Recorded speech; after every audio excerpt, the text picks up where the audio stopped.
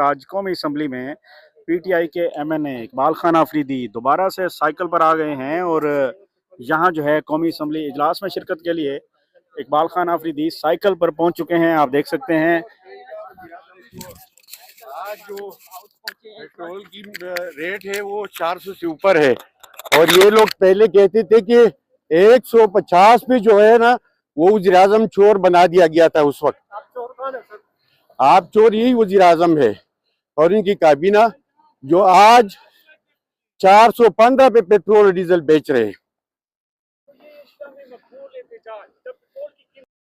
Cycle पर आमद है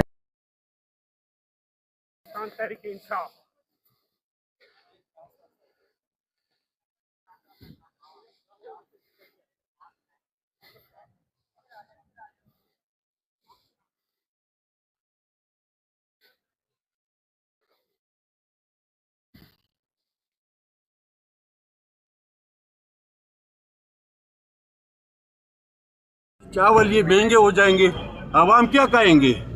तो ये जुल्म है, जबर है और ये हुकूमत इनसे संभाला नहीं जाएगा। ये जो अडयाला में पड़ा है उनको रिहा करे तब ये मुल्क चलेगा, तब तक ये मुल्क चलने वाला नहीं है।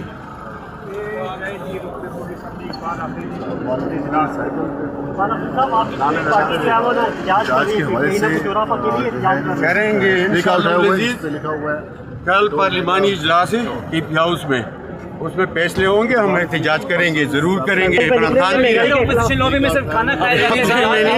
के खिलाफ साहब ये बताएं कि साइकिल एक है, कभी इकबाल अफरीदी होता है तो कभी मुस्लिम लीग नून का इस पे सेनेटर या एमएनए होता है, तो अवाम क्या क्या कसूर है? देखिए हमारे वक्त में जो कोरोना की वजह से महंगाई आई थी, वो पेट्रोल महंगा करना पड़ा हमें, तो उस वक्त 147 150 जून के वहाँ पे बैनुल-अक़वामी रेट जो था बैरल का वो 115 17 18 19 था। आज तो वो भी रेट जो है ना नहीं है, कम है।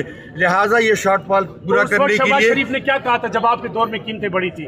देखिए जो गलत कहेगा वो फिर भुगतेगा भी। आज हम कह रहे हैं कि जो पेट्रोल महंगा करेगा तो उस वक्त का वज़ीर आज़म चोर होगा।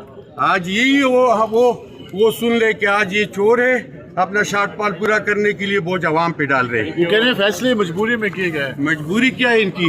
हरमज भी खुली है और इनके टैंकर भी नहीं रोके जा रहे हैं, तो फिर मसला क्या है? जंग भी इधर नहीं है, वहाँ पे महंगाई नहीं है जहाँ पे जंग हो रही है।